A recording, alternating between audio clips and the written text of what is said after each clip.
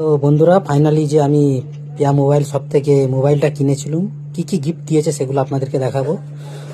তো একে একে আমি দেখানোর চেষ্টা করছি। এই মোবাইলটা নিয়েছিলাম, এর সঙ্গে কিন্তু গিফট দিয়েছে আমাকে অনেকগুলোই। যেমন একটি দিয়েছে হেডফোন, খুবই সুন্দর সাউন্ড কোয়ালিটি এবং ব্র্যান্ডেড একটি কোম্পানির। এর সঙ্গে সঙ্গে দিয়েছে আমাকে একটি স্মার্ট ওয়াচ। ওনারা মোবাইলটির সঙ্গে এটা গিফট করেছে আমাকে, স্মার্ট ওয়াচ, এবং এর সঙ্গে দিয়েছে একটি ইলেকট্রিক আয়রন।